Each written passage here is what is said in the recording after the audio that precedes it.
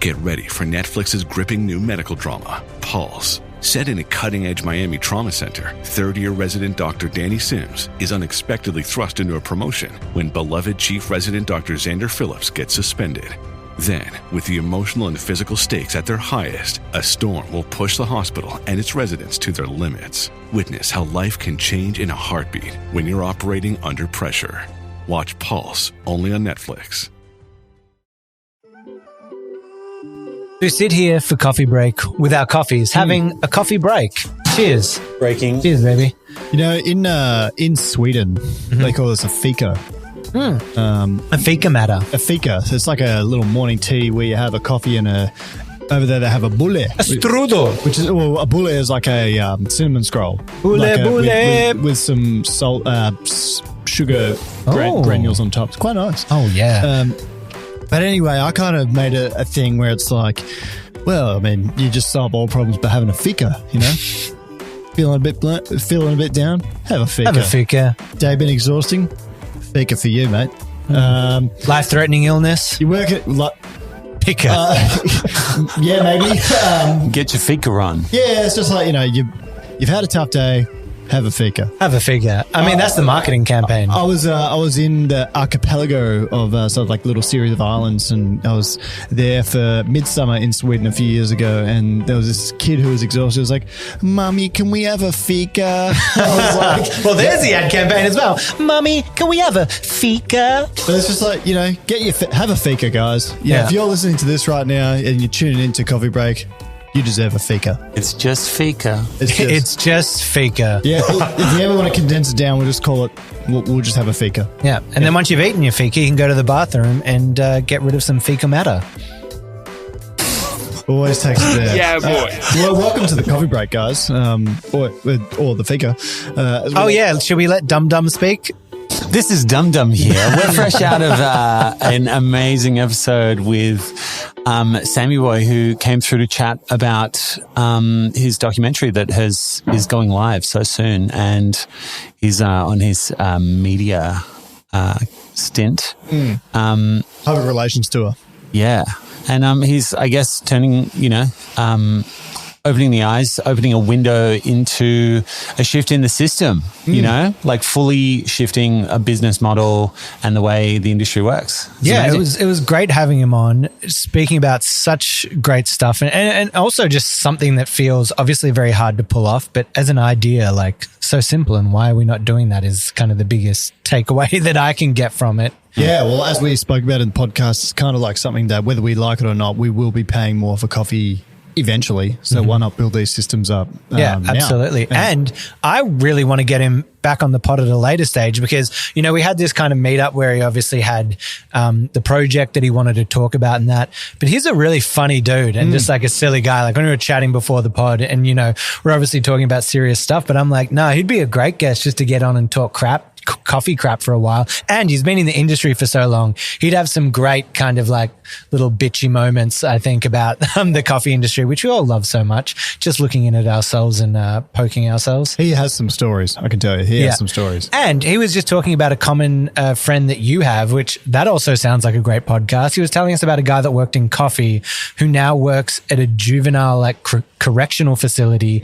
And just the other day he was working and he got bitten by one of the is it inmate? I don't know what you say, but he got bitten. Good on him. He's doing the cause, trying to inspire the kids and do the right thing. But, you know, there's some certain dangers that come with that job, and one of them is being bitten. Yeah, well, apparently the doctor asked him, what animal were you bitten by? A human. A human. Do I need rabies test for that? Yeah, it was an excellent podcast. And one of those ones that's like, this is kind of why we do the podcast. You always wonder what's your why. And I guess this is one of the reasons why we do it, and to sort of tell stories like this. And it's one of the sort of pleasures of the job.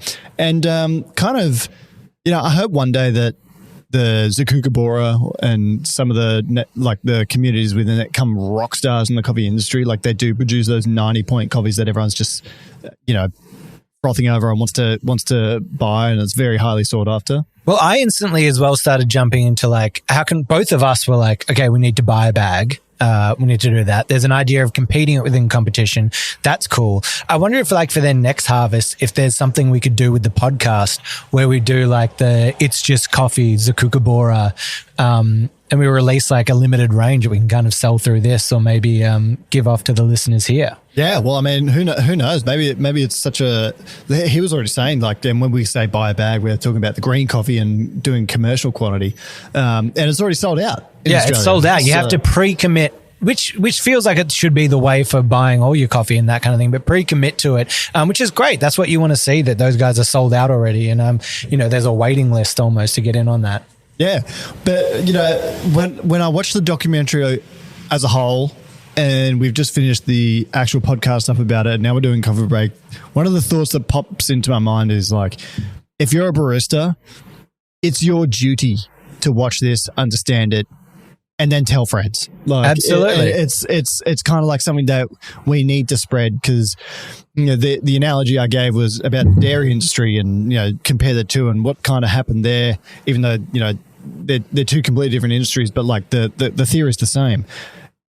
They were getting such low prices for their milk that such a large amount of dairy farmers left the industry, and now we pay far more for milk anyway. It's kind of like what I think will happen to coffee, and let's just go about it in a better way. Yeah, and if we're going to be paying more at a later date anyway, it's like let's now support the people that need the support and are growing the coffee and doing the right thing. And it's but I feel like some of the issue, particularly in Australia, it's so hard to get people to want to pay more for coffee. Yeah. I think a lot of people have seen the scaremongering news articles about it, and they kind of like, what's another good that's been petrol, for example. Yeah, you can't live without it, but you're paying more, and you don't really complain. Like you probably complain more, but like you just have to pay more. Yeah, but there's certain stuff like on the other side. Like I've found that the hardest thing to go against is human behavior and the path of least resistance, right? So like I remember back in the days of like LimeWire and illegally downloading stuff. Not that I ever did it, but hypothetically, if I knew people that did,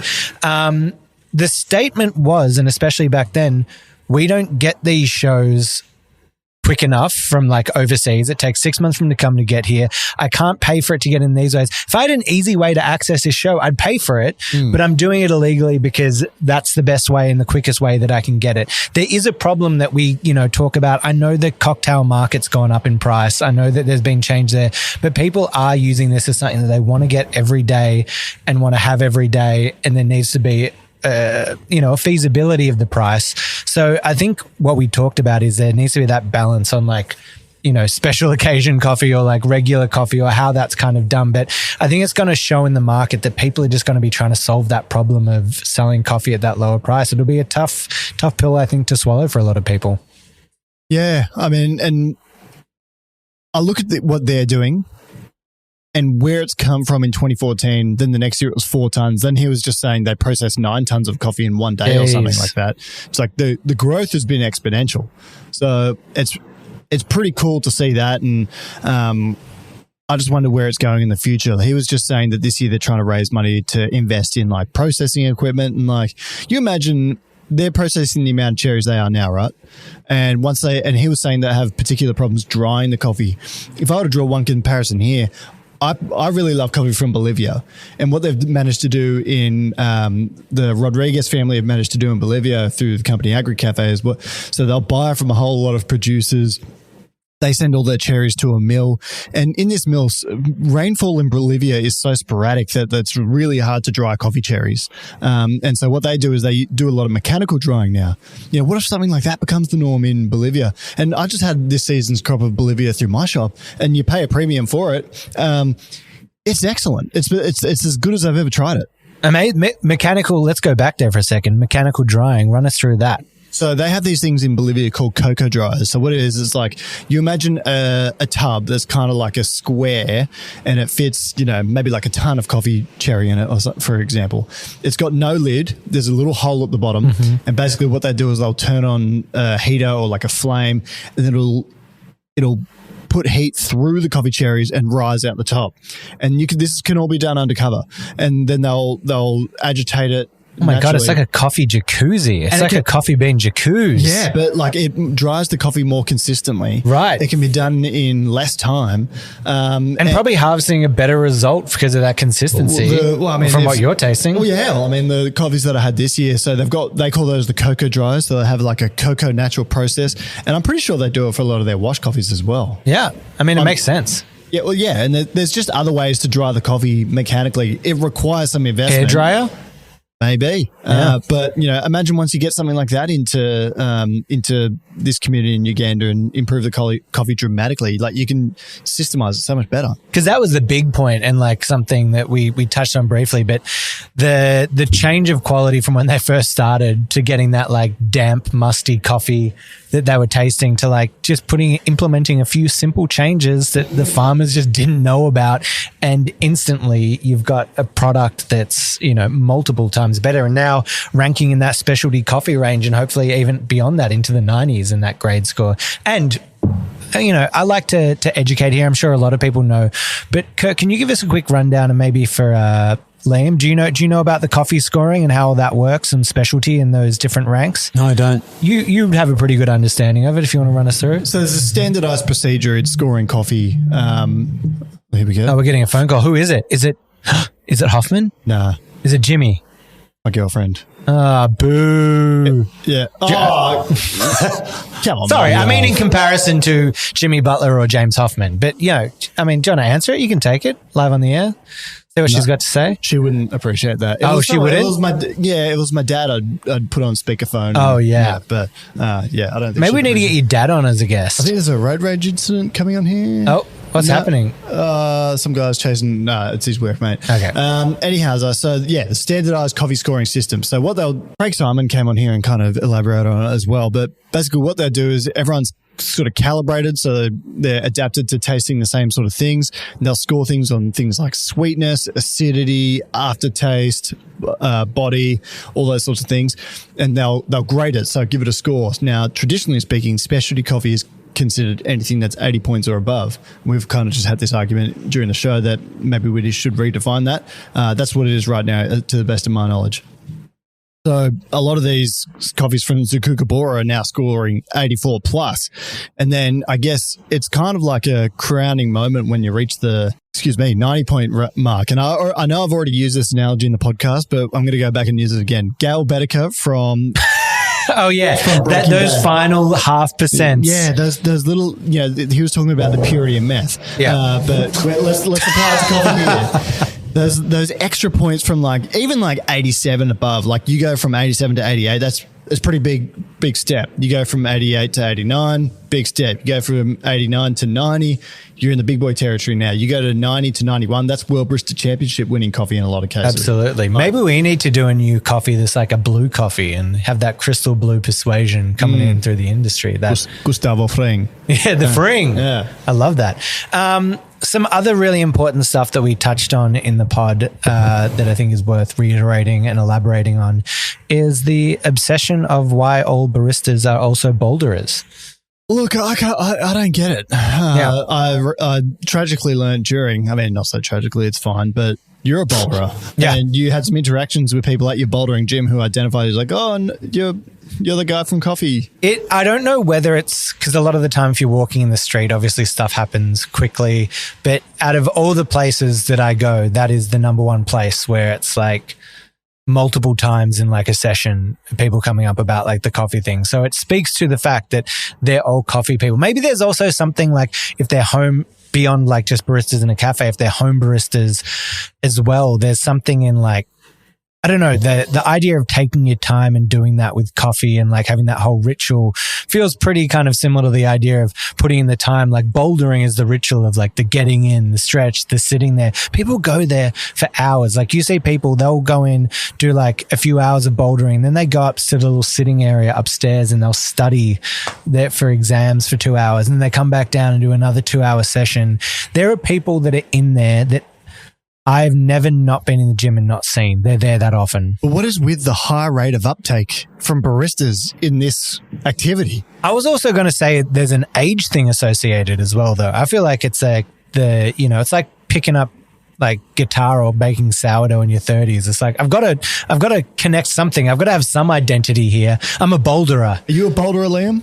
I've been bouldering, yes. Okay. With me? Yeah. I don't know if I can call myself a boulderer. I have bouldered. Hey, and I enjoyed the community is very welcoming. Anyone that, True. Even if you've never done it but just want to, you're a boulderer, you know? I'm there. We're all boulderers at heart. And for those who don't know, Liam is like jacked. Like this dude has a badonky donk.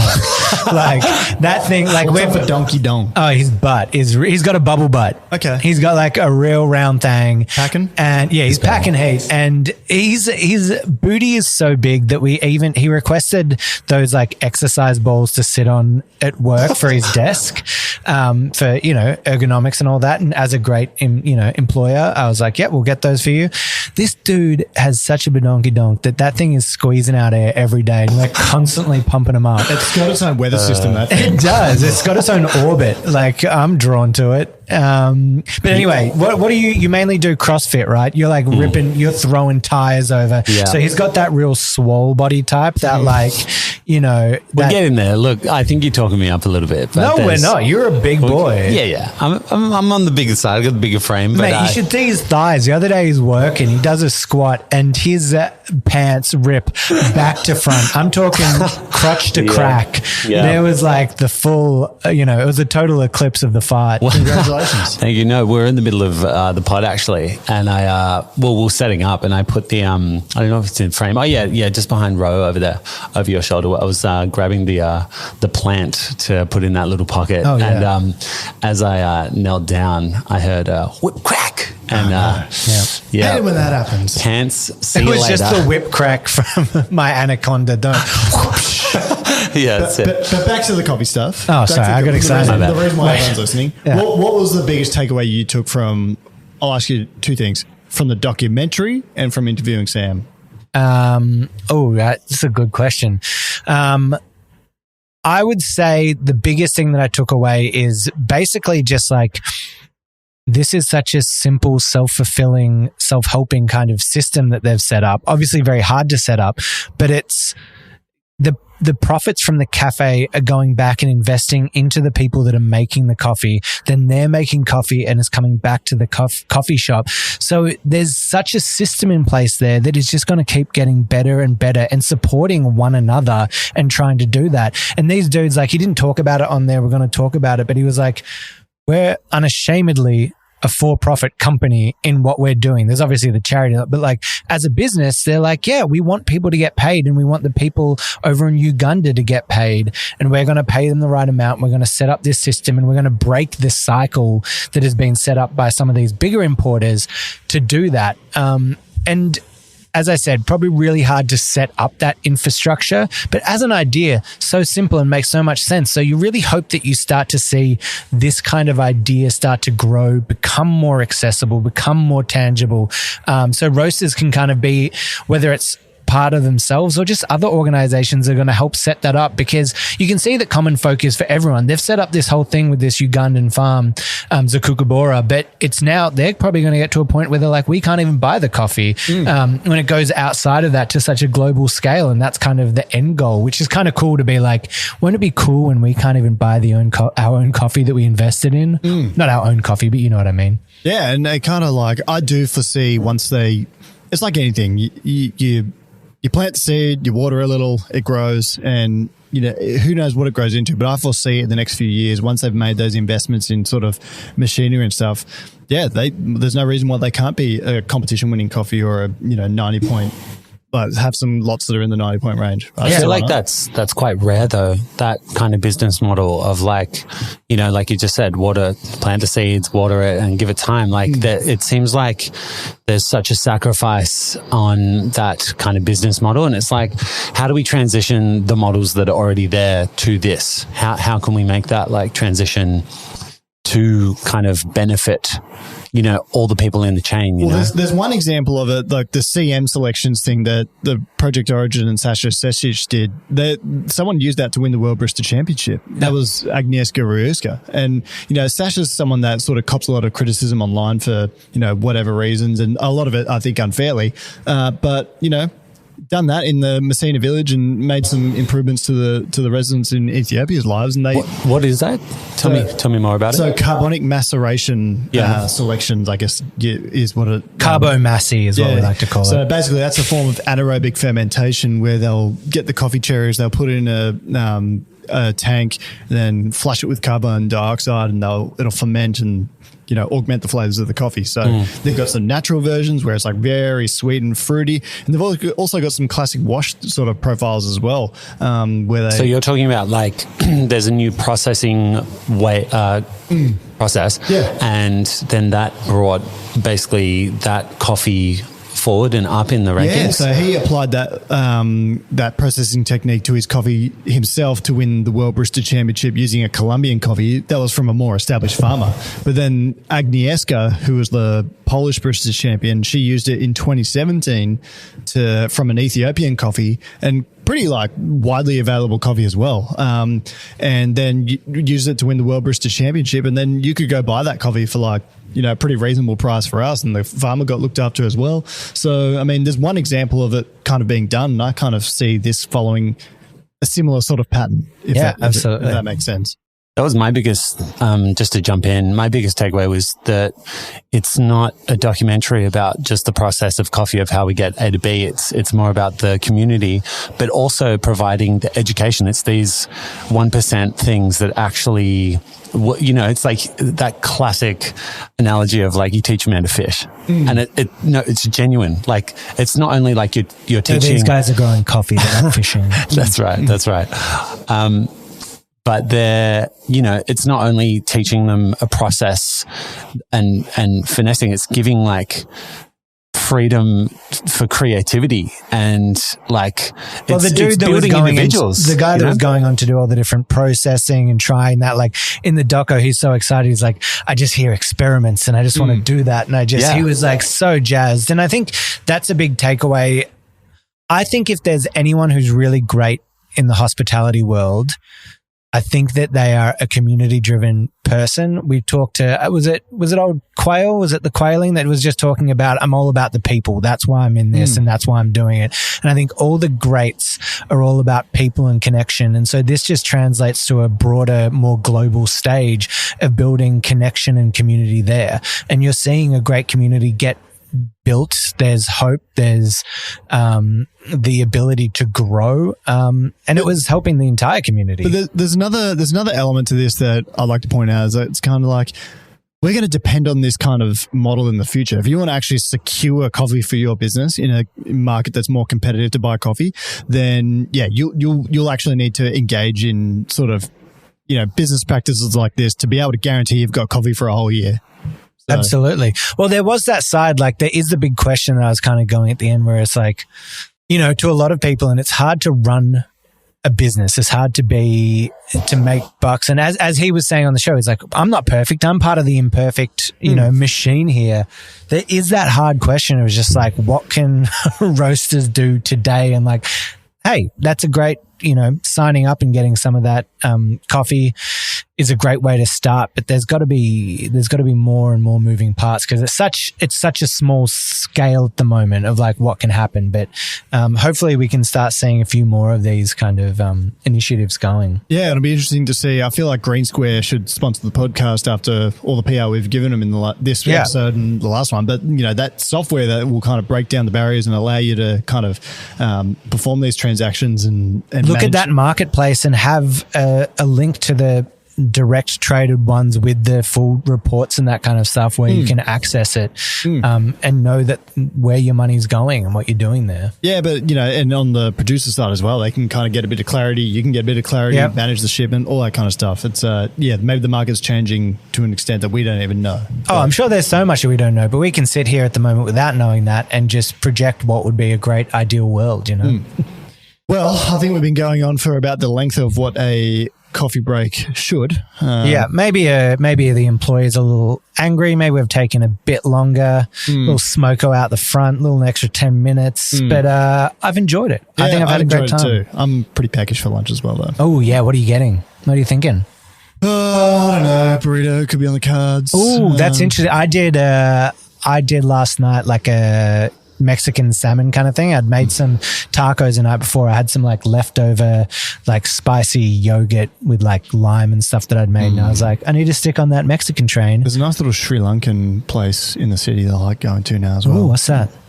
I don't even know the name of it, but it's near my work. So, if we get a podcast next week that's actually in the afternoon, because I've been doing a lot of morning pods, maybe next week should be our hit up. What's your favorite spice mix? I open at 5 though, so you know.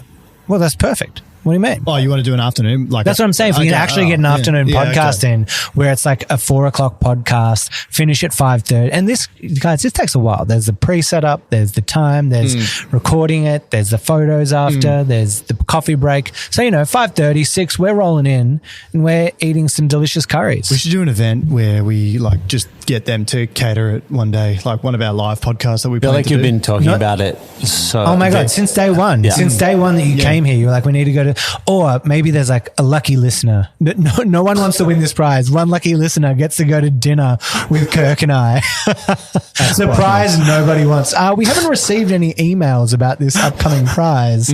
But yeah, let us know. Speaking of which, that kind of leads well into the email, hello@itsjustcoffeepod.com. If you want to go on a dinner date with Kirk and Rohan, let us know. If you have any hot takes, send us your hot takes. Let us know. Yeah, that's what I want to know. I want to know the hot takes. You can send us one that we can read out and give you the credit for, or you can send us a video and we'll play it during the show. But we'd love to hear your hot takes. Yeah. And let me know the good breakfast spots that I need to hit up. I want to go to some great spots, give them a little shout out, chuck them in the story. Unless it's crap, then we won't roast you, but I won't be sharing it. All right. Well, that just about wraps it up. You got anything else? That's all I got, baby. That's another episode of Coffee Break. Liam. It's just coffee, and this has been it's just coffee, and this has been Coffee Break. We'll see you guys next week. Please email us at hello. Oh, he fumbled it. He fumbled it. Cut. It's over. It's over. Cut. Guys, I'll see you next week. We'll just put it on the screen. Yeah. It's there. Sorry. See you guys.